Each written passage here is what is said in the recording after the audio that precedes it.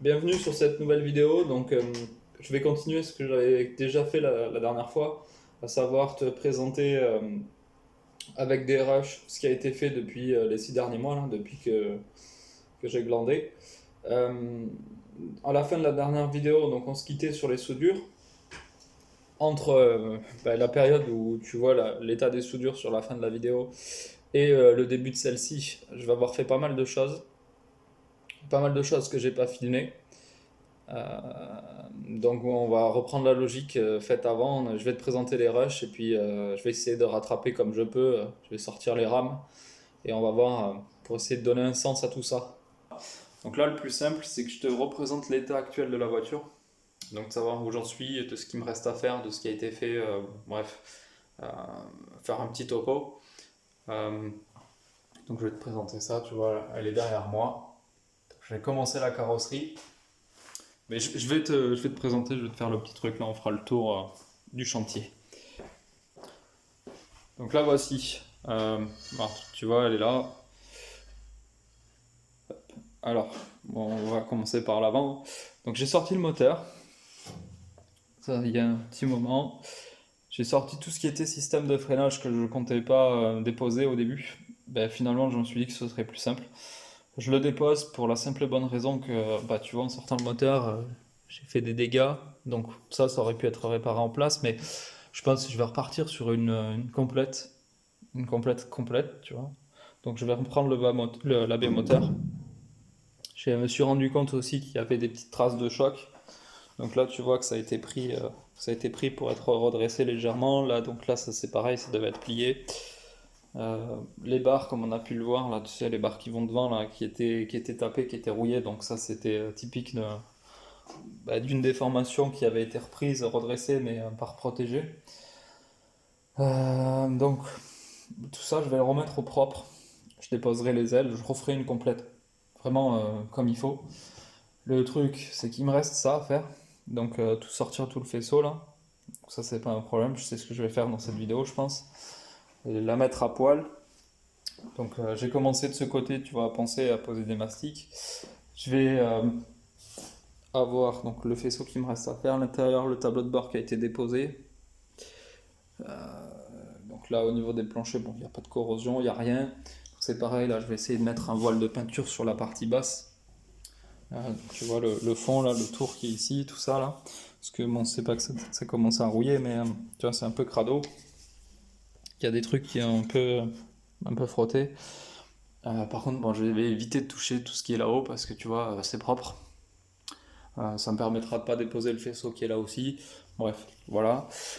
J'ai fait tout ce qui était soudure des ailes. Donc là, tu le vois en impression plus mastic. Ici, là, je suis sur le mastic alu directement, donc tu vois, ça s'est rebouché.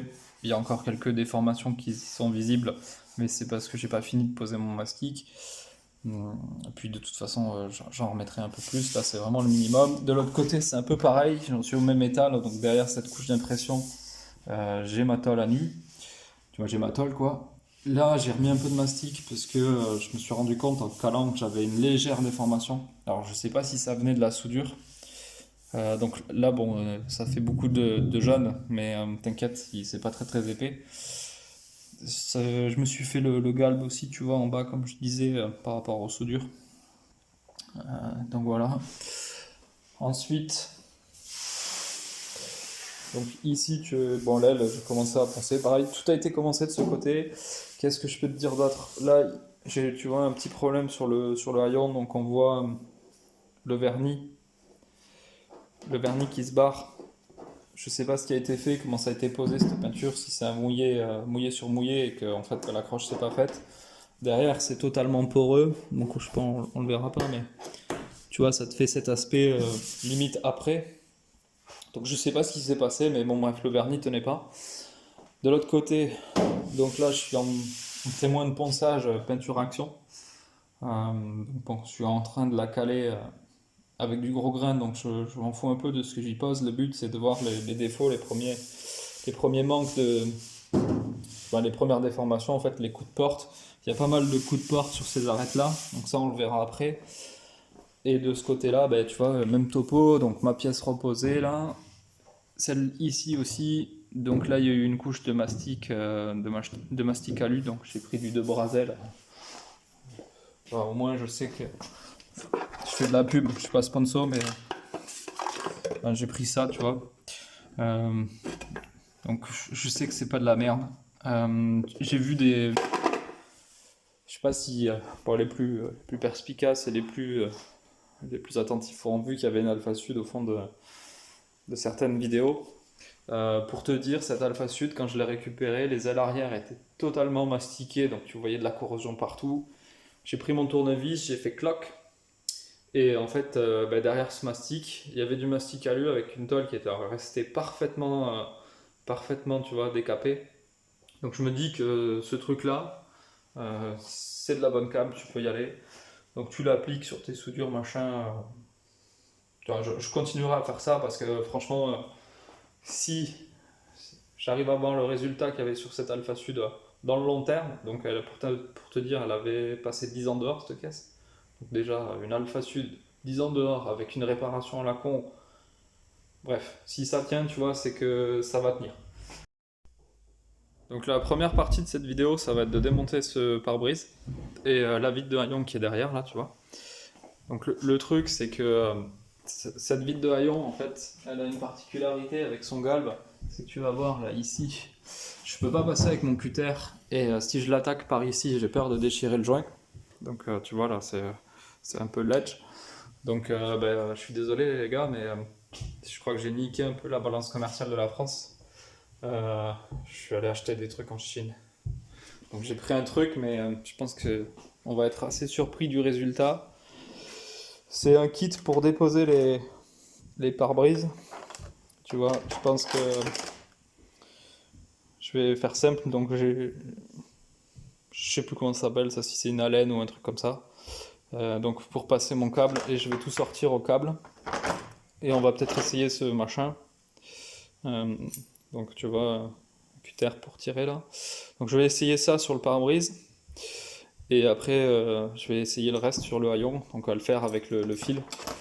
Donc je sais pas quoi en penser, on va s'en servir pour faire un review, mais donc les mecs avaient l'air de dire que ce truc-là, le fil en tout cas qui était donné avec, était merdique. Je t'avoue que je les crois volontiers, parce que limite on dirait du fil d'étain, tu vois, tellement c'est de la merde. Donc j'ai pris de la corde à piano au cas où.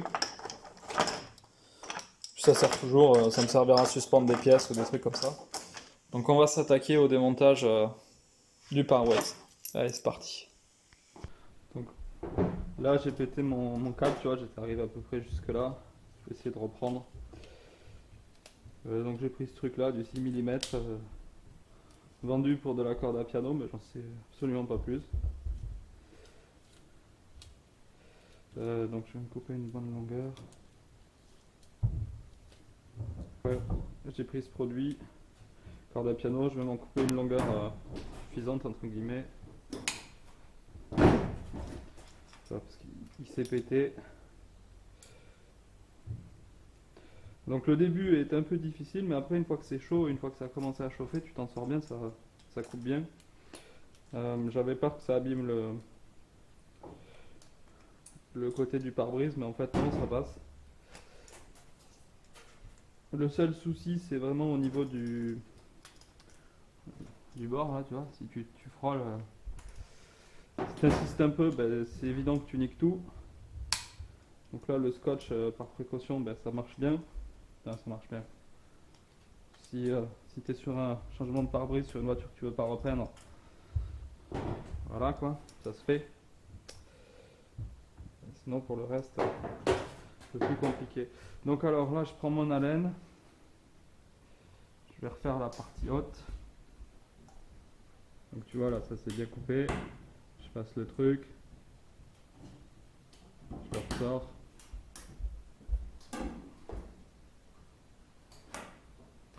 Là.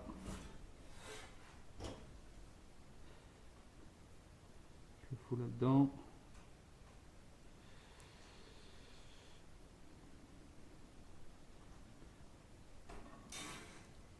Alors dans le machin Amazon, il te file juste une vieille notice d'explication. Je Je t'avoue que je suis même pas allé voir s'il y avait des tutos qui existaient quelque part, je le fais en mode pur impro. Donc je me doute que tu dois faire un truc dans le style pour essayer de bloquer le fil. Donc là je refais une boucle.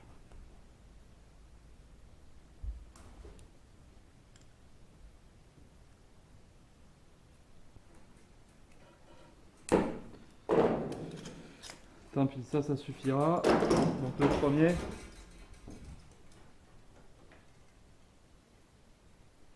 Et le second.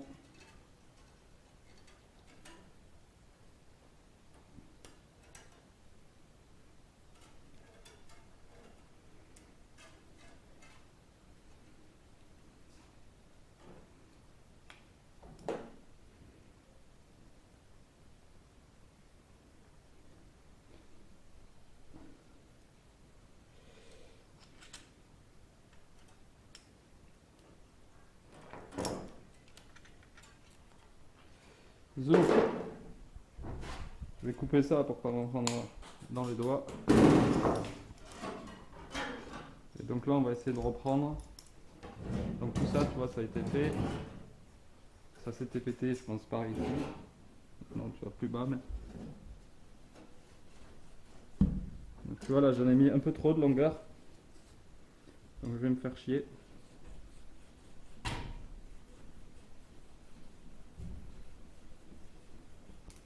Est-ce que c'est mieux?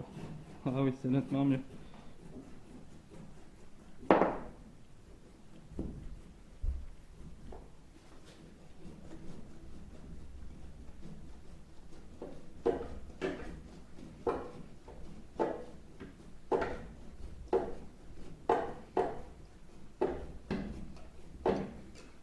Alors là, le joint, il avait été remplacé. Et clairement, la partie vitre, elle se faisait bien plus facilement. La partie vitre arrière se faisait bien plus facilement. Et je pense que le matos qu'ils utilisent en échange, il est bien plus dur que celui d'origine.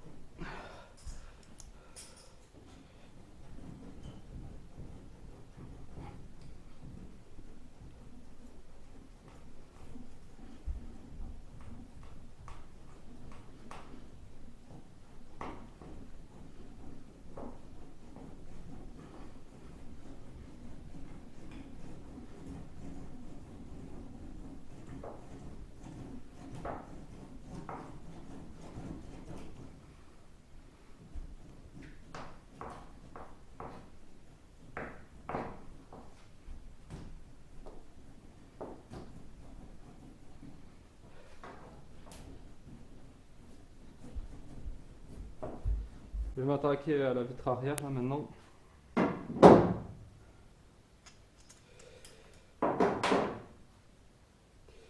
Donc là le truc ça va être de passer entre cette lèvre à la con là.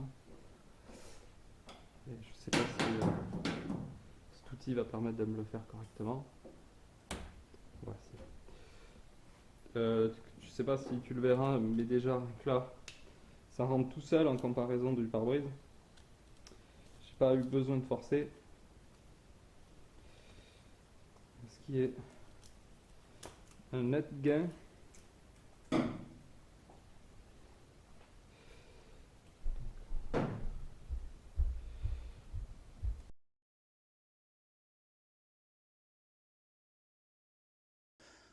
Donc ça y est, j'ai coupé le joint. et j'ai déposé la vitre. Donc le souci, j'ai fait un truc de merde. Partout ça s'est bien fait. Donc tu vois là il y a des guêpes mortes. Donc j'ai coupé ça. Là il me reste la corde. Je me suis mis dans une position comme ça, tu vois, le tirant par là pour le faire venir de ce côté sur la partie haute. Ça a très bien marché. Par contre, ce que j'ai fait en bas, c'était une très mauvaise idée. Puisqu'en fait, là, j'ai coupé la partie basse du lèche-vitre. Donc j'ai fait de la merde. Il aurait fallu que je fasse ça à la fin en ayant tout basculé. C'était marqué dans le workshop, mais j'ai été con, je l'ai pas fait.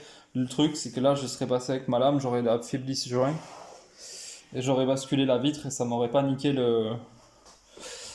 la deuxième partie de la lèvre en fait. Donc tu vois, je me retrouve avec ça recollé.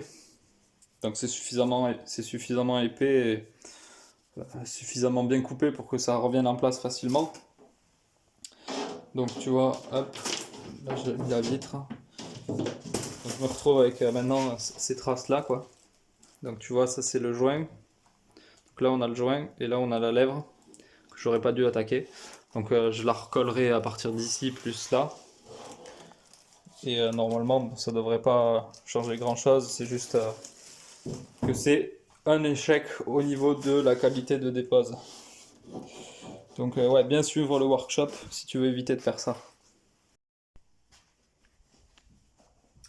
Donc ça y est, c'est déposé. Alors comme tu peux le voir là, c'est plutôt bienvenu. Il y a encore les marques de repair pour tout ce qui était scotch et scratch. Parce que là tu avais du scratch et du scratch pour le maintien. De ce côté, bon la lèvre, je verrai comment je vais le réparer, mais je me fais pas trop de soucis, ça se verra pas. Et ça sera parfaitement fonctionnel. Côté pare-brise avant, donc pare-brise avant, là tu vois, c'est pareil, c'est fait, c'est plutôt bien fait. Il y avait une bonne couche, donc ça avait été changé ça. Donc rien à déplorer. Là, il faut que je le gratte parce que comme tu peux le voir, il y a un début de corrosion. Donc ça, je le décaperai bien, je le gratterai bien. Je sais pas si c'est pareil de l'autre côté. De l'autre côté, c'est mieux. Ouais, de l'autre côté, il y a un début aussi, mais c'est pas très, très grave. Et voilà. Donc là, maintenant, je vais pouvoir attaquer la suite. Pour virer le joint, je vais utiliser ce grattoir à plaque de cuisson, tu vois là, tu te mets là.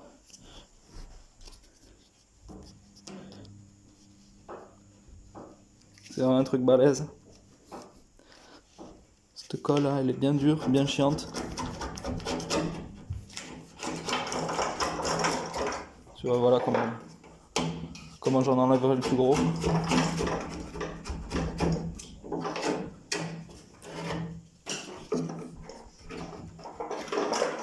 Bref, t'as capté.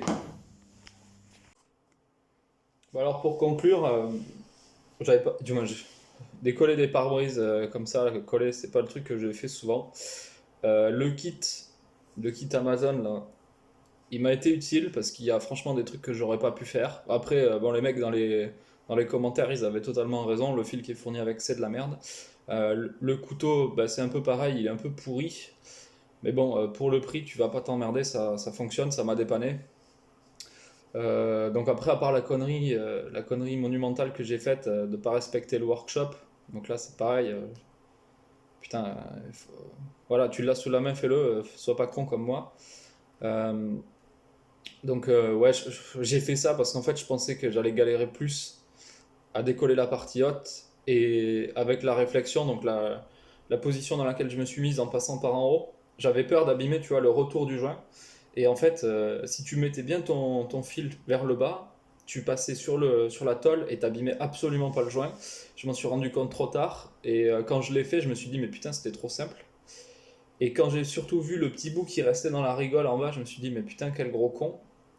Et c'est là que j'ai compris pourquoi ils avaient écrit ça dans la méthode de dépose. Donc franchement, tu la lis, si tu comprends pas, fais-le quand même, parce que si tu penses que tu vas gagner du temps en faisant autre chose que ce qui est marqué dedans, ben, tu as la preuve que non. Donc comme je le dis dans la vidéo, il n'y a pas de souci pour le recoller, ça, franchement je m'en inquiète pas. Tu peux voir d'ailleurs que entre le joint donc le joint collé, et ce joint-là, donc sur la partie interface avec le haillon, il y avait des poussières, il y avait des merdes. Donc déjà par définition, ce truc-là n'était pas étanche puisqu'il n'était pas complètement collé sur la caisse. Donc voilà, ça aura pas d'impact, c'est juste du temps perdu, et une fois de plus, c'est une connerie. Donc fais-y gaffe. Voilà, si je peux conclure sur cette vidéo, je pense que ce sera ça. Dans la prochaine, je vais essayer de te montrer la suite directe de ce qui avait été fait. Donc après ça, bah, j'ai déposé les ouvrages, j'ai commencé à penser, bref, tu vois, le travail normal. Et donc ce sera pour la prochaine vidéo.